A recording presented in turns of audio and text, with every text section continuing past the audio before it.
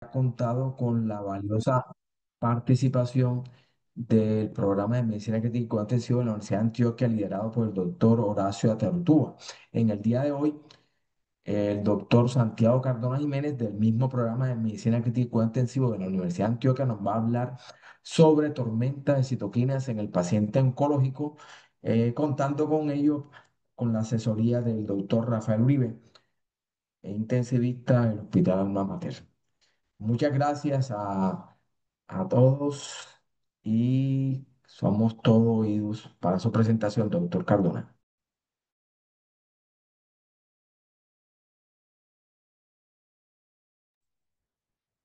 Muy buenos días para todos. ¿Me podrían confirmar, por favor, si se escucha el audio? Sí, se escucha. Listo, doctor, muchas gracias. Buenos días para todos. Bueno, como acaba de decir el doctor, mi nombre es Santiago Cardona Jiménez, fellow pues, del programa de cuidado crítico de la Universidad de Antioquia.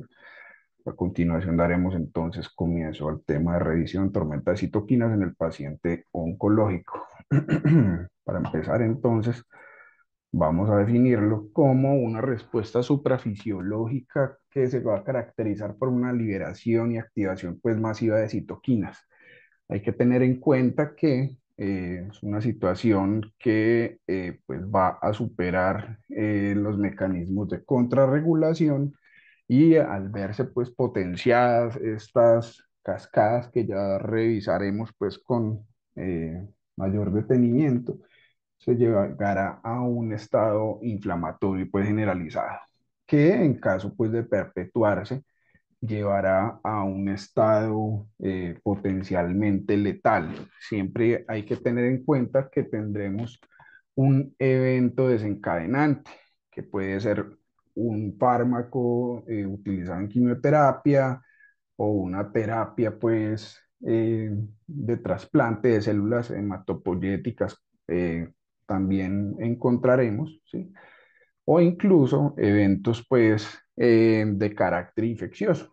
Hace poco entonces se presentó incluso pues un gran boom en cuanto a su estudio debido a su gran presentación en la pandemia de COVID-19. Hay que tener en cuenta entonces que es muy importante la identificación temprana, sobre todo en aquellos pacientes que puedan estar cursando pues con infecciones asociadas. Con respecto pues a las generalidades encontraremos pues que lo podremos encontrar en la literatura también como el síndrome de liberación de citoquinas. Aproximadamente en los años 90 se dio pues a conocer esto debido a una reacción que se presentó inicialmente con el anticuerpo anticélulas T, como vemos acá el muromonab CD3.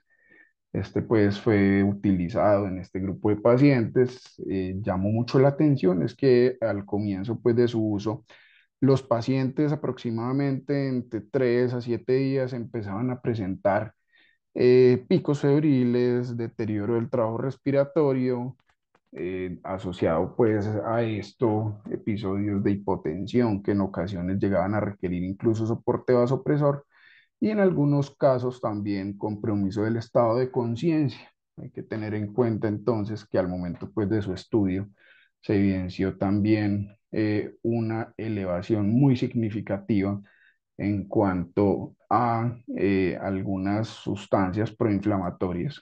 Listo. Esto llevó entonces a un estudio más profundo, evidenciando entonces un compromiso sistémico con activación pues masiva, en este caso pues de factor de necrosis tumoral, elevación de interleuquinas, principalmente la 1 beta, interleuquina 6. Como veremos más adelante, esto permitió entonces estudiar varios blancos moleculares para su manejo.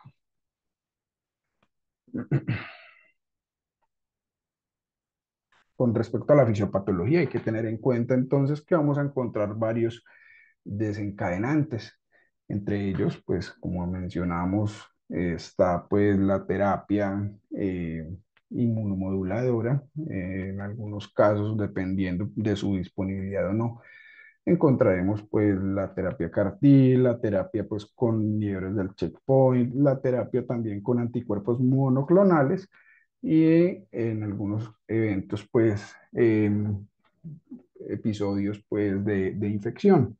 Hay que tener en cuenta entonces que esto llevará a una activación específicamente, al menos de forma inicial, de linfocitos TCD4, TCD8, los cuales entonces llevarán a la activación pues de células presentadoras de antígenos. Hay que tener en cuenta que habrá liberación entonces inicialmente de estas interleuquinas, principalmente entonces, como veremos a continuación, acá vamos a adelantar un poco, encontraremos la interleuquina 2, el interferón gamma, mediado pues por las células TH1, llevando entonces a un reclutamiento pues de macrófagos, células dendríticas, adicional, pues a eso también de interleuquinas 4, 5, 13, activación de eosinófilos, basófilos, células mastocíticas, neutrófilos y muy importante, la presencia pues de activación de los linfocitos T citotóxicos, mediados entonces por interferón gamma que llevarán entonces a una activación de citotoxicidad. Acá entonces me volveré.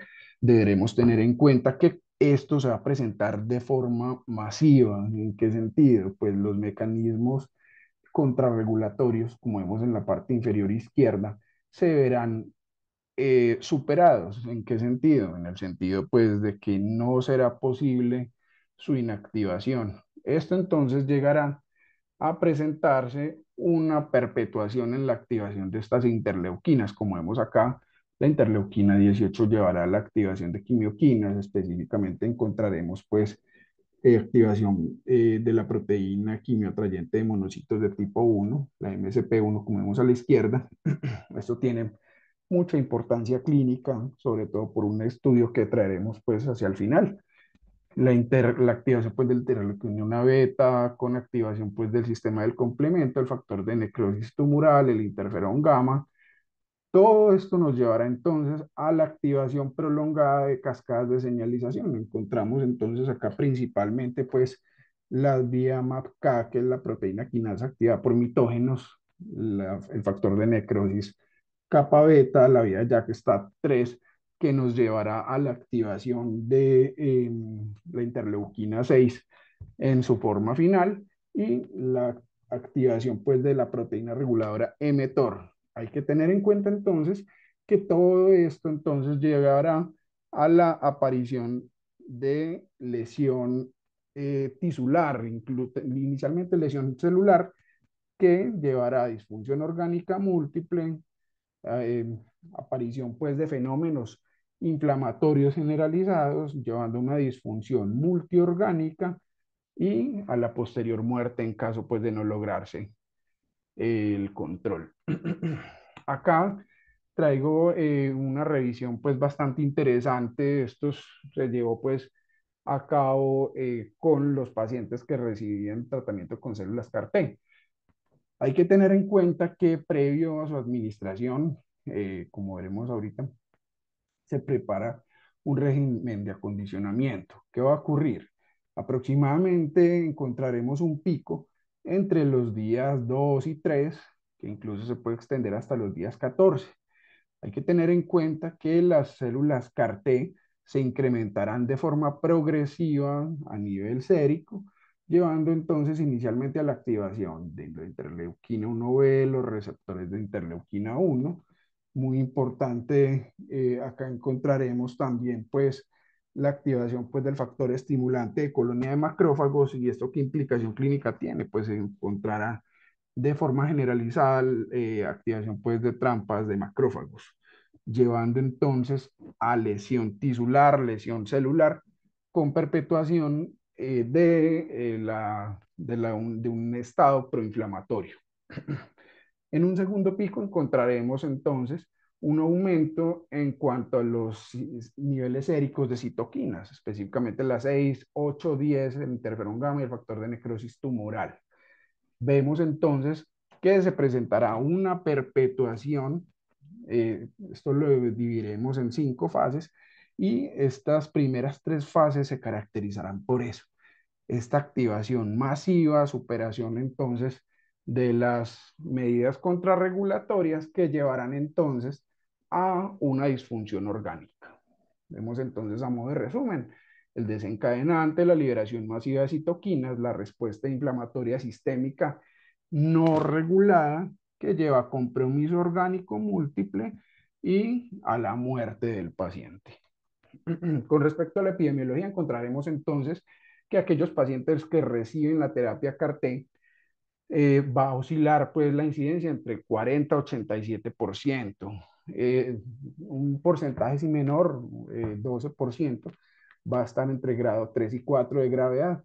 La media de sobrevida es de 2,6 meses, una gran mortalidad específicamente pues para los grados 3 y 4, que ya lo revisaremos, y 13,1 meses para aquellos pacientes que presentan la complicación, pero en grado 1 y 2. Con respecto, pues también al uso de anticuerpos monoclonales, encontraremos entonces una incidencia muy variable, siendo baja en el blinatumomab del 2% y tan alta en el ranatamab de hasta el 58%.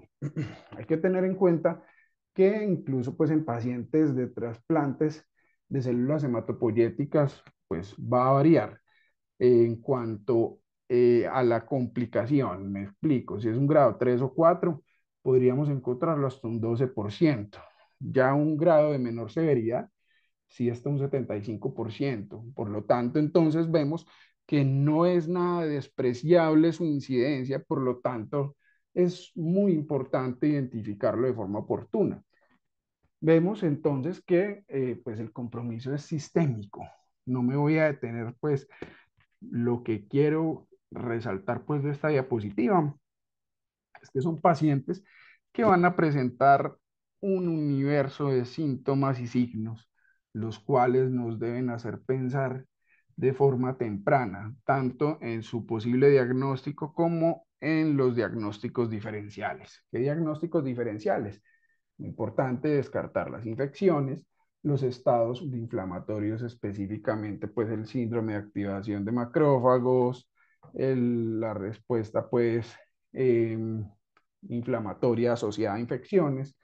Por lo tanto, entonces debemos tener en cuenta la terapia que fue utilizada en el paciente. Como vemos acá, la etiología es muy variable, pasando entonces desde los inhibidores del checkpoint, que acá encontraremos el ipilimumab, el pembrolizumab, el nivolumab, tratamientos ampliamente pues, utilizados en este grupo poblacional, la globulina antitimocítica, los anticuerpos monoclonales, pasando desde el rituximab por el alemtuzumab, el oxipalatino, la lenalidomida, pacientes que recibieron trasplante de células madre de donante ploidéntico, la enfermedad injerto versus huésped y la terapia CAR-T, que como vimos entonces va a tener una incidencia muy alta, dependiendo entonces pues de la dosis utilizada. También descartar los procesos infecciosos, como acabamos pues de revisar, se puede presentar en procesos infecciosos. Por lo tanto, es muy importante descartar los mismos. Me explico. Entonces, el paciente empieza a cursar con los criterios diagnósticos, deberíamos entonces realizar una búsqueda activa en el sentido de descartar estos procesos infecciosos, porque podemos encontrar situaciones tales como la linfohistiocytosis hemofagocítica, la activación, pues, el síndrome de activación de macrófago, y son estados, pues, que pueden ser muy similares en cuanto a su presentación. Por lo tanto, acá la invitación es, si está el paciente cumpliendo con dichos criterios y cumplió con los factores de riesgo ya mencionados, deberíamos entonces descartar de entrada el proceso infeccioso. Con respecto a la terapia CAR-T, hay que tener en cuenta que digamos, un tratamiento que está tomando bastante auge, no es nada nuevo, ya a nivel global lleva más de 10 años, pues, en uso. Básicamente encontraremos que es un proceso en el cual inicialmente el paciente debe realizarse una quimioterapia 3 a 5 días previo a su administración con la finalidad de permitir un mayor espacio para la llegada de estos eh, anticuerpos pues modificados. Inicialmente el paciente se le realizará una féresis para obtener sus células T. Se llevará una modificación genética de estos linfocitos por medio pues, de un retrovirus que va a funcionar como un vector. Este material genético llegará entonces al receptor de membrana quimérico. El blanco molecular es el receptor CD19 en la célula tumoral y estará dirigido pues contra la producción pues de la proteína de dicha célula. Esto entonces llevará a una activación, una cascada inflamatoria que llegará a una apoptosis celular con posterior pues proliferación y producción pues de antígenos, de neoantígenos como vemos acá en la gráfica. Vemos entonces a la derecha el dominio, pues, el acople, sobre todo a la célula tumoral, específicamente en el receptor CD19, con la posterior, pues, liberación masiva de estos neoantígenos. ¿Y esto qué importancia tiene? Vamos a ver ahora que el grado de liberación y la duración de esta producción de células se asociará a una mayor gravedad y mortalidad en este grupo de pacientes. Con respecto a los factores de riesgo, hay que tener en cuenta que a un mayor grado de carga tumoral, específicamente en estos tumores, en estos tipos de cáncer, pues se asociará a una mayor incidencia y gravedad. Con respecto pues al número de células pues, CD19 a nivel de la médula ósea, a mayor número, mayor riesgo de presentarse pues la tormenta de citoquinas. Con respecto, pues, a las condiciones previas al tratamiento, encontraremos la trombocitopenia y previos tratamientos fallidos, es decir, una patología refractaria que requiere altas dosis de quimioterapia, se asociará también a una mayor incidencia. Con respecto al diagnóstico, encontraremos eh, algo muy importante y es esta triada. Desde que el paciente está presentando fiebre, definida entonces como una temperatura mayor a 38 grados centígrados, hipoxia, hipotensión. La hipoxia la definen entonces como una eh, frecuencia respiratoria mayor de 30 respiraciones por minuto y un requerimiento de FIO2 mayor al 40%. Hay que tener en cuenta que estos puntos de corte fueron elegidos, digamos, ¿cómo lo digo? No hubo pues como estudios que hayan llevado pues como a la definición de estos puntos de corte, no, más bien fueron recomendaciones de expertos. Y lo mismo pues con respecto pues a la definición de hipotensión, se adhirieron mucho sobre todo al paciente séptico. Entonces lo definen como una disminución de la presión arterial sistólica debajo de 90 milímetros de mercurio o una caída por encima de 30 milímetros de mercurio. Hay que tener en cuenta entonces que esta triada nos va a definir la presencia pues de dicho síndrome. ¿Qué consideraciones debemos tener en este punto? Son pacientes que van a estar inmunosuprimidos. Entonces nos preguntamos, bueno, entonces aquellos que están recibiendo antipiréticos o aquellos que van a estar neutropénicos y no presentan fiebre. Digamos que en este punto nos basamos entonces en la aparición de hipoxia e hipotensión. Muy importante, no es un diagnóstico de descarte. ¿Esto por qué lo digo? Porque es de carácter vital y descartar, uno, las infecciones asociadas y dos, el inicio temprano de la terapia dirigida, esto con la finalidad de reducir de forma oportuna la respuesta inflamatoria y disminuir la mortalidad en este grupo de pacientes. Con respecto a la clasificación de la gravedad, lo que mencionaba entonces de la fiebre. Si el paciente entonces cumple con los criterios que les mencioné, es decir, uso de antipiréticos o presencia pues de estados neutropénicos que no permitan tener fiebre, listo, lo omitimos. pero entonces consideramos el punto de corte mayor o igual a 38 grados centígrados. Para el grado 1, el paciente no va a tener compromiso de la presión arterial. El grado 2 va a tener episodios de hipotensión arterial que van a estar autolimitados, no, van a estar, digamos, con una óptima respuesta al tratamiento con cristaloides. El grado 3, ya el paciente entonces va a requerir un solo vasopresor. Grado 4, múltiples vasopresores. Hay que tener en cuenta que según pues la clasificación que veamos, existen más de 5 tipos de clasificación. Habrá un grado 5 que es la muerte. Y finalmente la hipoxia. Grado 1 no tendrá hipoxia, el grado 2 encontraremos requerimientos pues, de dispositivos de bajo flujo, ellos los definen como una FIO2 menor del 40%, el grado 3 requerimiento de alto flujo y grado 4 dispositivos de presión positiva. Con respecto entonces al diagnóstico, se han realizado múltiples eh, estudios buscando pues como un marcador adecuado que permita pues identificar de forma oportuna su aparición.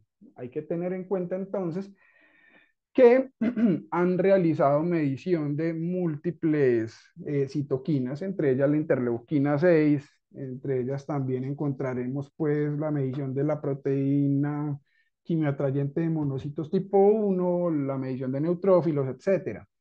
Veremos entonces que la gran mayoría de estudios lo que hicieron entonces fue la medición de la interleuquina 6, sobre todo pues en cuanto a sus picos, los niveles séricos y los desenlaces asociados. Esto entonces fue un estudio prospectivo. Esto tomaron 11 pacientes con leucemia linfoblástica aguda y linfoma de células B. Aquellos pacientes entonces fueron tratados pues con la terapia CAR-T y posterior a esto entonces evaluaron los niveles séricos de la terapia, pues del CAR-T, de la interleuquina 6 y evaluaron desenlaces entonces con respecto pues a la aparición del síndrome de liberación de citoquinas. Encontramos entonces muy llamativo, primero, aquellos pacientes que no presentaron el síndrome de liberación de citoquinas, tuvieron unos niveles bajos séricos de interleuquina 6. Acá encontramos entonces que fue un total de 7.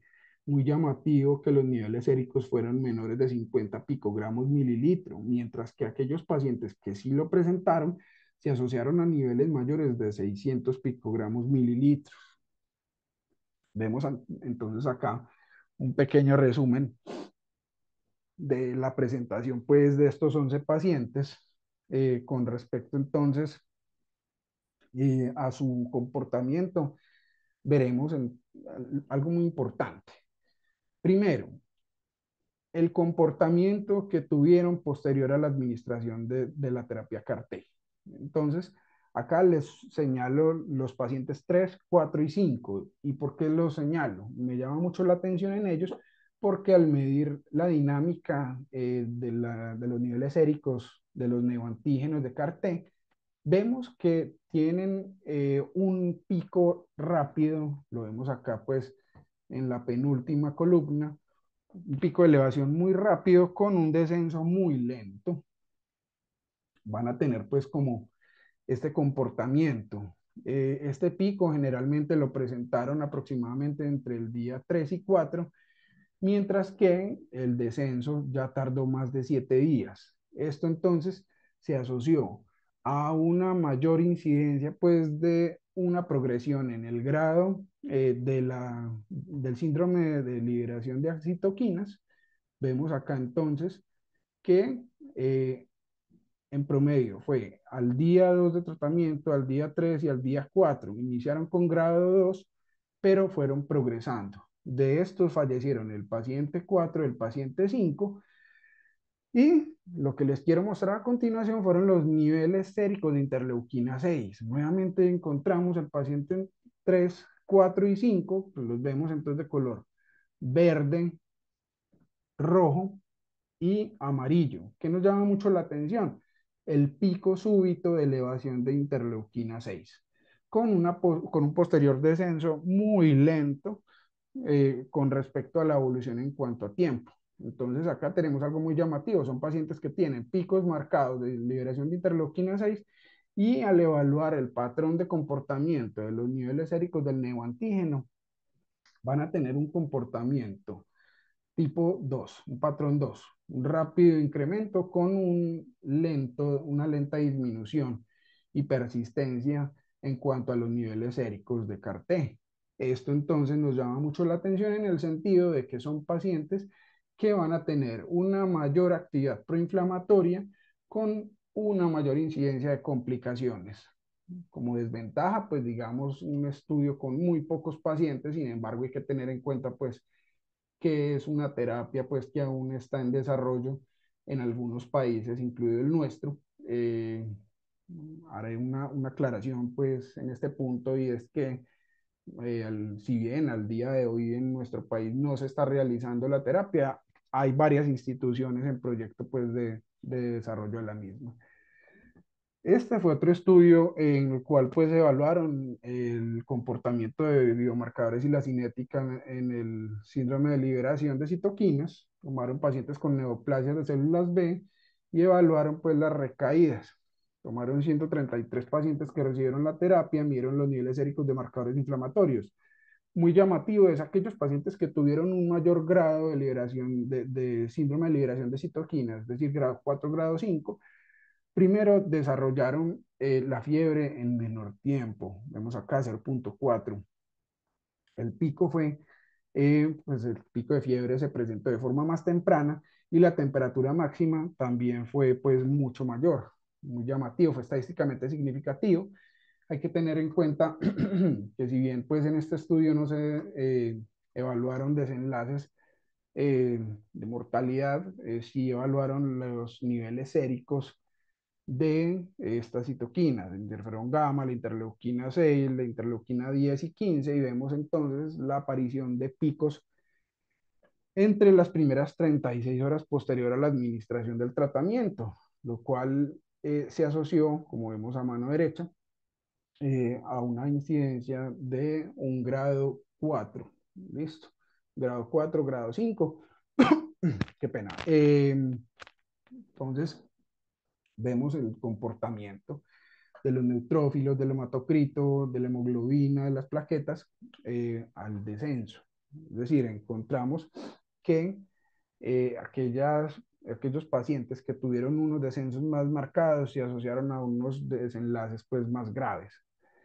Lo mismo con el aumento de los tiempos de protrombina, disminución del fibrinógeno, elevación del dímero D.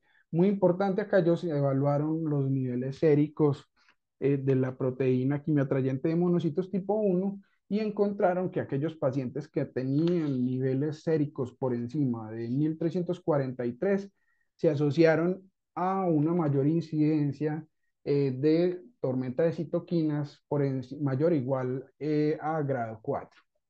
Tener en cuenta entonces que cuando se asoció la medición de la temperatura, la incidencia, pues fue mayor en cuanto a grado 4 y grado 5 cuando era mayor o igual a 38,9, una sensibilidad del 100% por una especificidad del 84%, con los niveles séricos de la proteína quimioatrayente de monocitos, como les acabo de explicar, el punto de corte si se asoció entonces a niveles mayores de 1343, se asoció a un mayor grado de gravedad, grado 4, grado 5.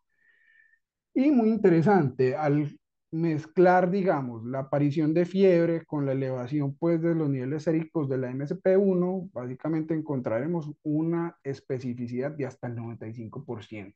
Por lo tanto, entonces, deberíamos considerarlo, sobre todo en aquellos pacientes que estamos sospechándolo. Listo. Con respecto entonces al tratamiento, básicamente encontraremos que inicialmente son medidas de soporte general, es decir, antipiréticos, rehidratación con cristaloides en aquellos pacientes que estén presentando algún grado de deshidratación. En el grado 2 hay que tener en cuenta que son pacientes entonces que a pesar del uso de cristaloides y que están presentando mejoría en cuanto a los niveles de presión arterial, ya hay que iniciar la terapia dirigida con tocilizumab, que es el medicamento de elección para el tratamiento de esta complicación.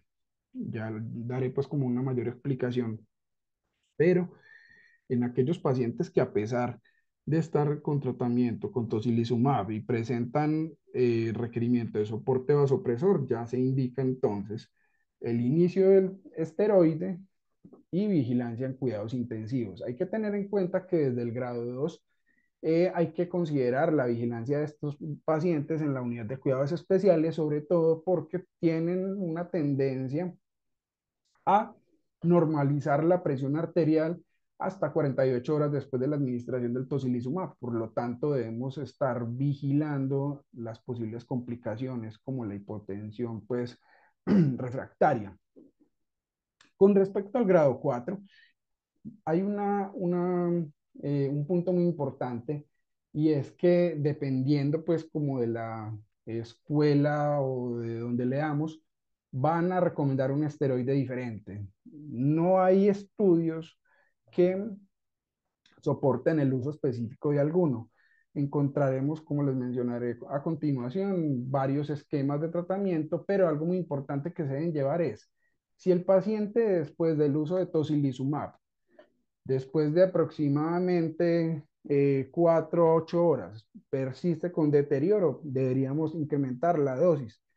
En este caso, la recomendación es incrementar el uso de dosis de metilprednisolona a 2 miligramos kilo. Con respecto al tocilizumab, es un anticuerpo monoclonal inicialmente pues aprobado para este grupo de patologías, evita la unión de la interleuquina 6 a su receptor. Hay que tener en cuenta que esto se presenta asociado a células o de formas solubles. Vemos acá la dosis es de 8 miligramos kilo, máximo 800 miligramos. Hay que tener en cuenta que si el paciente no mejora en cuanto a su deterioro clínico, podríamos considerar repetirlo cada 8 horas máximo por 4 dosis. Hay que tener en cuenta muy importante los efectos adversos, que son la elevación de las transaminasas, la trombocitopenia, la hipercolesterolemia, y si el paciente pues ya está presentando neutropenia, la puede empeorar. Hay que tener en cuenta entonces, como les acabo de mencionar, la unión a los receptores solubles o receptores pues en la célula, en la superficie celular, evitando entonces la activación de la cascada de la vía JAK-STAT3 que finalmente nos llevará a la liberación de interleuquina 6. ¿Listo? Muy importante lo que les mencionaba, desde la administración pues del tocilizumab hasta la mejoría del soporte vasopresor, que incluso pues llegando a su cierre podemos encontrar una demora de hasta 48 horas. Por lo tanto, es vital garantizar pues la monitorización de este grupo de pacientes. Con respecto entonces a los estudios, nuevamente, muy poca evidencia. Sin embargo, pues, de los estudios que hay, pues, son muy pocos pacientes. Esto fue un estudio prospectivo utilizado, pues, en pacientes con leucemia linfoide aguda, linfoma de células B, que fueron tratados, pues, con la terapia CAR-T. Hay que tener en cuenta, pues, que utilizaron estas dos presentaciones, ambas dirigidas pues al CD19, 60 pacientes que desarrollaron entonces el síndrome de liberación de citoquinas, grado 3 y grado 4. Hay que tener en cuenta pues que recibieron el tratamiento con tocilizumab y muy importante pues evaluaron la respuesta pues a la mejoría clínica. Vemos entonces que para el primer grupo fueron 45 pacientes, el CTL019 y el KTS19 15 pacientes. Los grupos etarios pues fueron un poco variables pues en aquellos pacientes menores de 18 años, por encima de estos sí fueron pues un poco más equilibrados. Con respecto pues a la complicación pues tumoral, vemos entonces los cánceres ya mencionados. Eh, con respecto pues al grado 3 y grado 4 fueron más los pacientes tratados pues con el CTL019.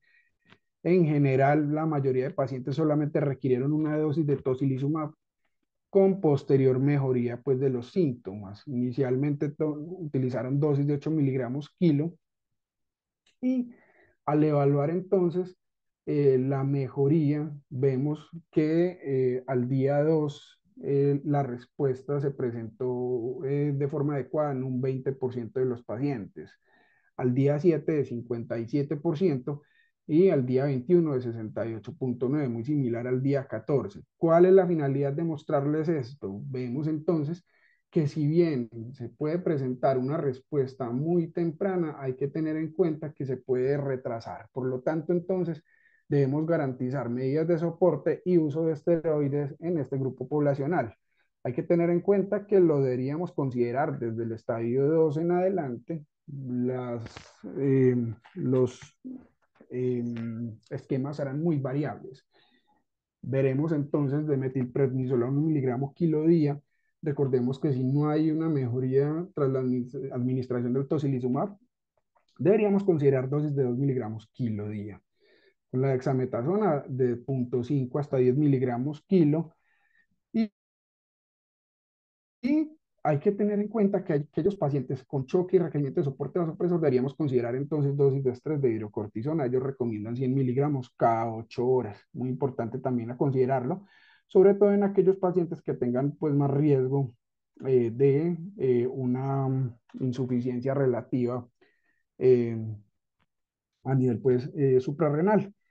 eh, Muy importante y es cuando se asoció al uso pues de tocilizumab, los pacientes pues digamos tuvieron un comportamiento pues de reducción más rápido en cuanto a niveles de citoquinas.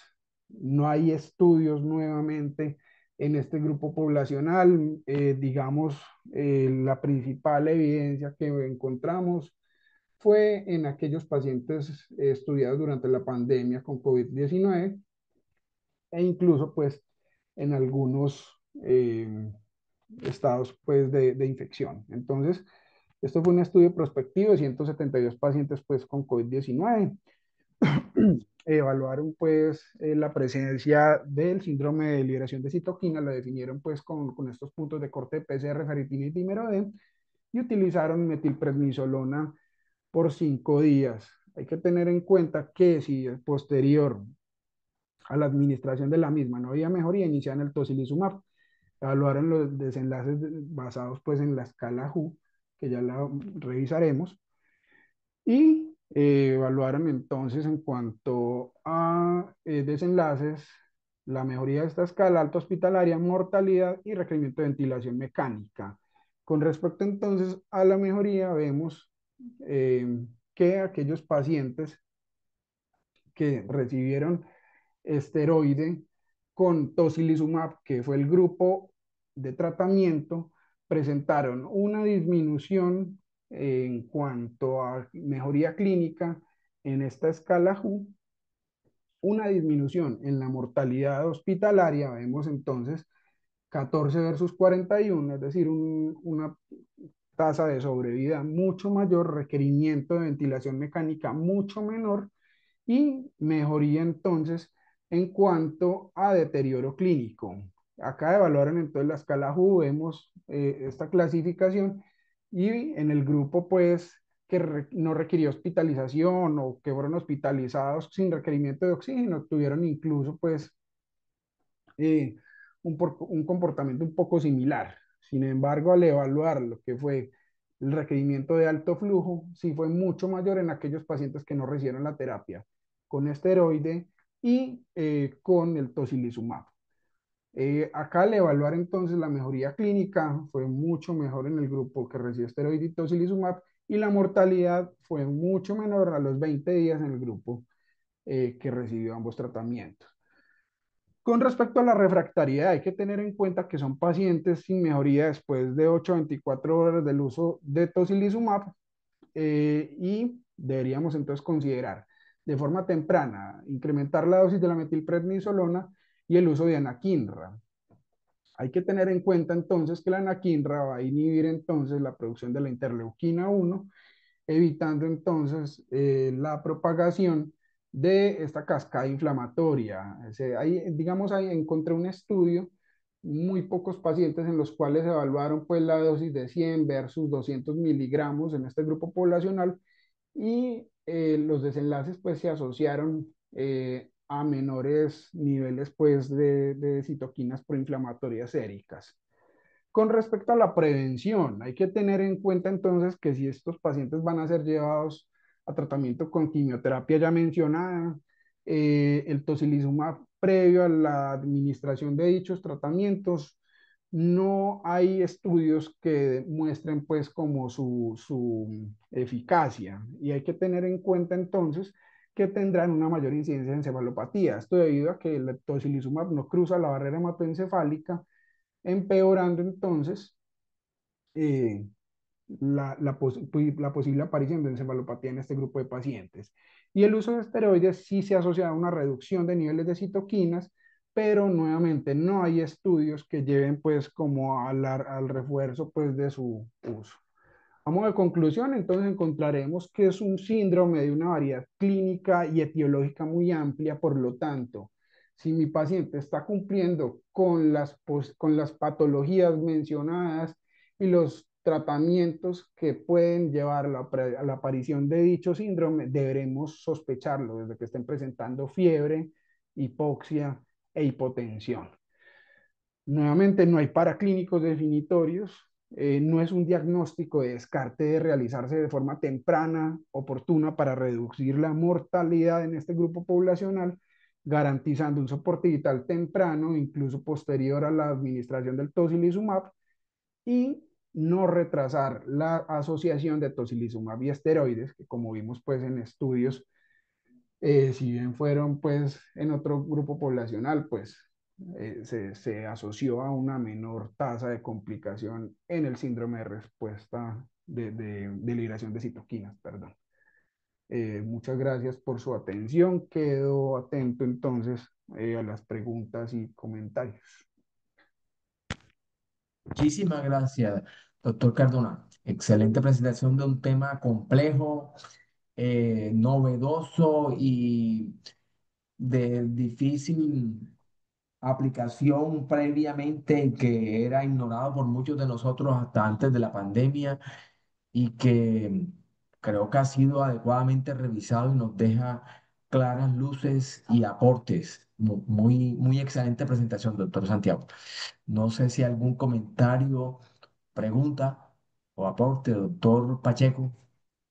Buenos Muchas días. gracias. Pregunta sería, yo sé que en Colombia no está disponible todavía la terapia, por lo cual decir que experiencias clínicas es muy difícil, pero la pregunta sería como a su juicio clínico, en el caso que ya estemos en una unidad de cuidados intensivos, que ya tengamos disponible la terapia, y usted decía, es que no son diagnósticos de exclusión, y digamos que operativamente, que yo creo que es el problema más difícil, es cómo yo diferencio un paciente séptico que está infectado de un paciente de una tormenta de citoquinas, porque digamos que el manejo es diametralmente distinto, porque a uno lo voy a tratar con antibióticos y a uno lo voy a inmunosuprimir aún más. Y si está infectado y lo inmunosuprimo, creo que es peor el desenlace, ¿cierto? Pues digamos que es la plausibilidad biológica. Entonces, como qué elementos a su juicio me podrían decir, me voy por un lado, me voy por el otro, o en su defecto trataría las dos condiciones al tiempo. Listo, doctor. Bueno, la recomendación de entrada es, si el paciente está presentando picos febriles, realizar una búsqueda activa de un foco infeccioso, foco pulmonar, foco en sangre, descartar pues la presencia de neutropenia febril y si se cumple alguno de estos criterios, uno, por un lado, iniciar de forma temprana, oportuna la terapia antibiótica. Dos, si el paciente recibió alguno de los tratamientos mencionados, pues que tiene una mayor asociación a su aparición, se indica el uso pues también de tocilizumab. Hay que tener pues en cuenta que si hay que tomar con pinzas un poco en la consideración del inicio del esteroide, pero digamos lo más importante es, uno, cubrir el foco infeccioso pues evidenciado, muy importante evidenciarlo. Y dos, no retrasar el uso de tocilizumab de forma temprana en aquellos pacientes pues, que estén cumpliendo con ese criterio. Nuevamente refuerzo el punto de la fiebre. Hay algunos pacientes que puede que no la presenten, por lo tanto nos deberíamos basar en la hipoxia y en la hipotensión. Pero sí, doctor, lo ideal es descartar de entrada el proceso infeccioso y tratar de forma conjunta en aquellos pacientes que tengan un mayor riesgo de presentación. Acá es bastante importante apoyarnos, sobre todo pues también en el grupo de hematología, en el sentido pues de, pues digamos que tienen una experiencia más amplia, sobre todo pues en la detección y tratamiento pues de estas complicaciones de la quimioterapia.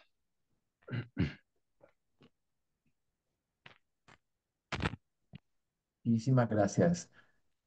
Están levantando la mano Rafael y Natalia luego. Rafael. Buenos días.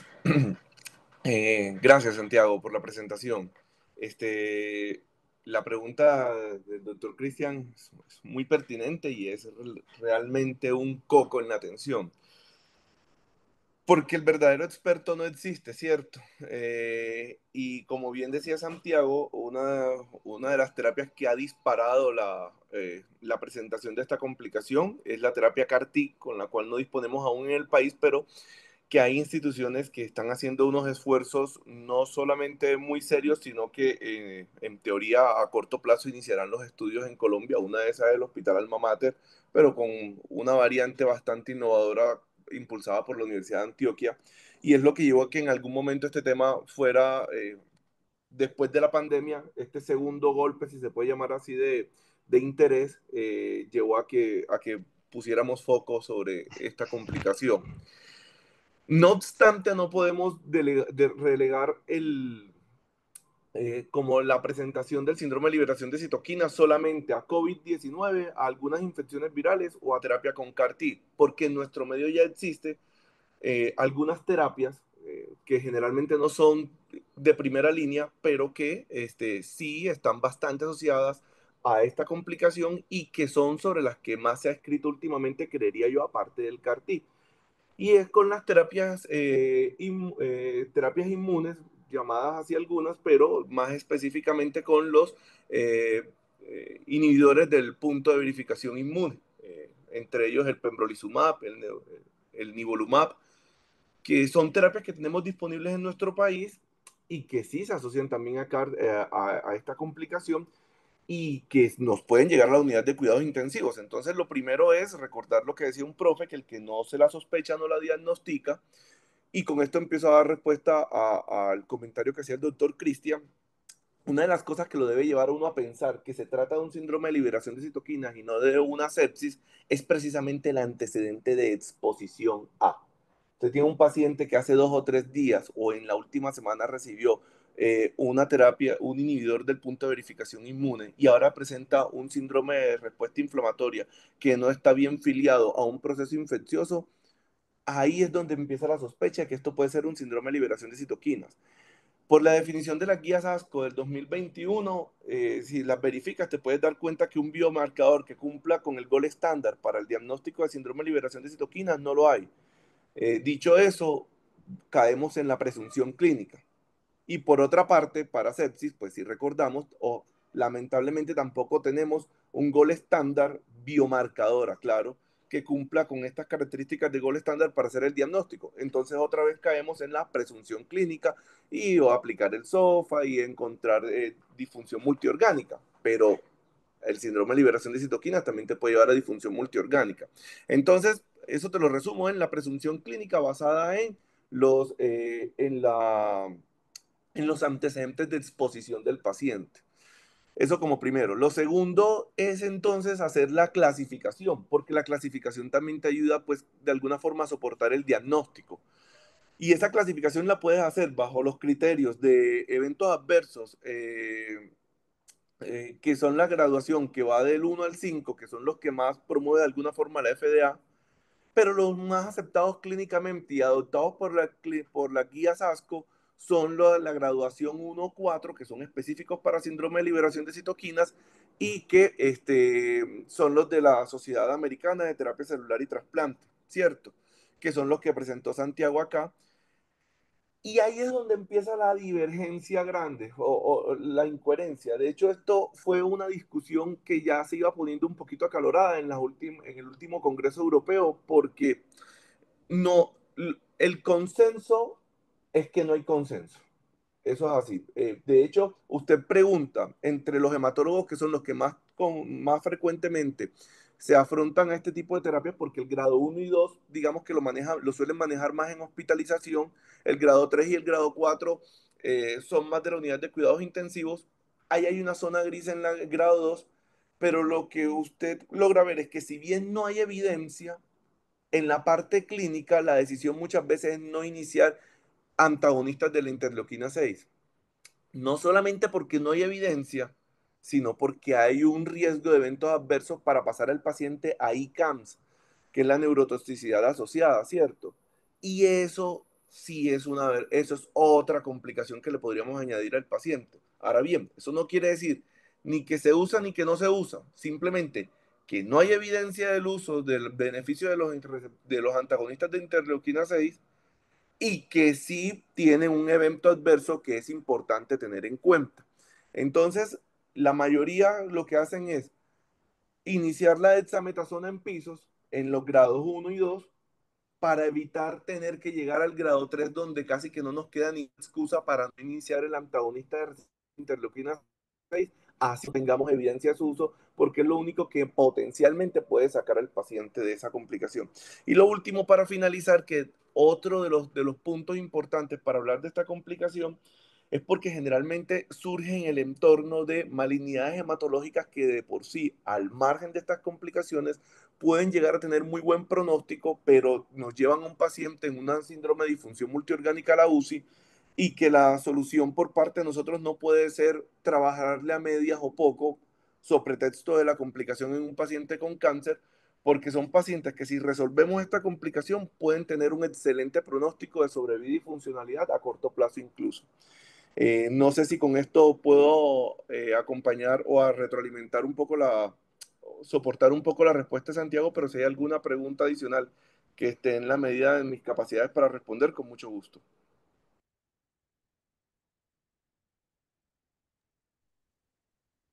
Muchísimas gracias, doctor. Creo que quedó muy claro. La doctora Natalia levantó la mano.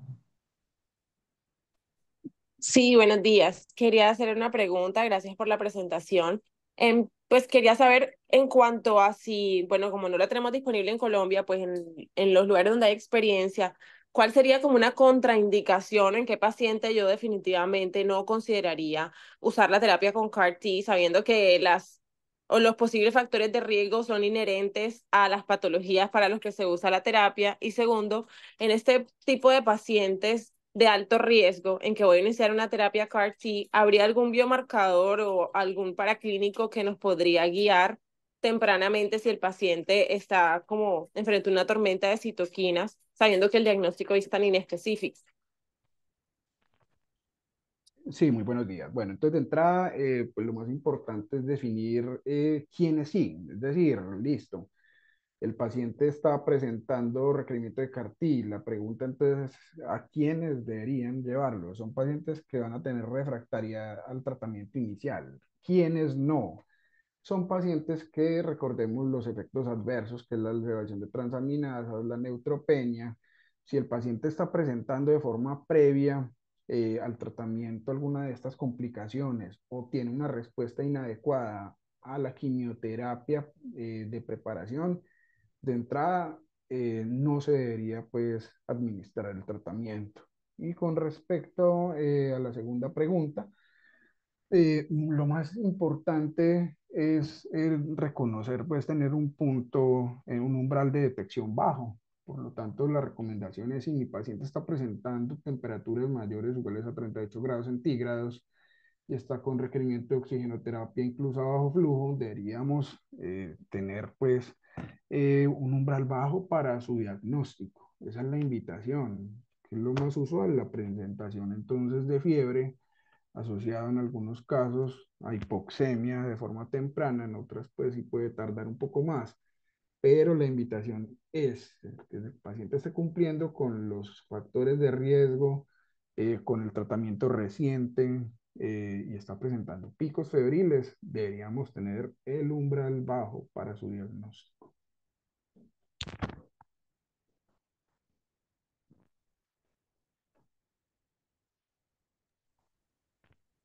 Muchísimas gracias, doctor Santiago. Muchas gracias, doctor. Parece que no hay más preguntas o aportes. Hola, buenos días, ¿me escuchan? Perfectamente, doctor Horacio. Buenos Bueno, días. muchas gracias. Bueno, ya para Buenos días. terminar, quiero reiterar mis agradecimientos a todos ustedes, al grupo del programa de Medicina Crítica de la Universidad de Cartagena y a Carmelo por esta invitación. Nosotros quisimos, cuando estábamos organizando el programa de nuestras conferencias, tratar de difundir con ustedes algunos temas que de pronto no se tocan en otros espacios. Y veo que esto ha despertado un interés, eso me gusta muchísimo. Y simplemente quiero hacer esta pequeña intervención para difundir algo. Nosotros a partir de la Universidad de Antioquia, a partir del próximo año, el segundo semestre del próximo año, vamos a empezar a hacer dos cursos avanzados que ustedes conocen muy bien, de esas establecidos por Ascofame hace algún tiempo, y uno de esos cursos precisamente es en oncología crítica.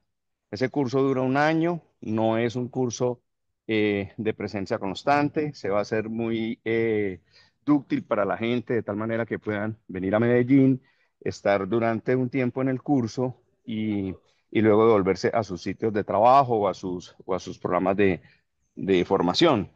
En ese curso, precisamente, se va a hablar mucho de estos temas y algunos dos temas que tenemos pendientes todavía difundir con ustedes, pero se va a hablar específicamente de todos estos temas tan complejos como la tormenta de citoquinas. En nuestro grupo del Banco de Tejidos se está organizando precisamente la terapia CAR-T con una creación, digamos que de nuestros investigadores con base en desarrollos institucionales propios. Y en ese curso se va a profundizar en aspectos como la tormenta de citoquinas, como las infecciones, el manejo posoperatorio de cirugía compleja oncológica, como Sugar Baker, por ejemplo, los protocolos eras de ese manejo, los protocolos de alteraciones orgánicas secundarias a la quimioterapia, como las alteraciones miocárdicas, en fin, es bastante completo. Entonces, para que ustedes lo tengan en cuenta, precisamente el doctor Rafael es uno de los líderes, por no decir que el líder principal de ese proyecto. Él estuvo hace poco haciendo una formación en el MD Anderson de la ciudad de Madrid y los acompañaría para a los que estén interesados. Se va a hacer inclusive algunas clases iniciales desde lo básico con algunos PhD del grupo de oncología y de inmunología de la universidad. Entonces ahí podrían ustedes aclarar todas esas inmensas dudas que le deja a uno en la atención del paciente crítico con enfermedad oncológica. Estén pendientes en la página de la universidad y yo de todas maneras le estoy diciendo a Carmelo cuando hagamos la convocatoria por si alguien está interesado. Muchísimas gracias y un feliz día para todos. Muchísimas gracias, Horacio. Bueno, habiendo cumplido con el día de hoy las expectativas, doctor Cardona, doctor Rafael y doctora, muchas gracias. Y los invitamos a la próxima semana, cuando continuaremos con la participación de la Universidad de Antioquia.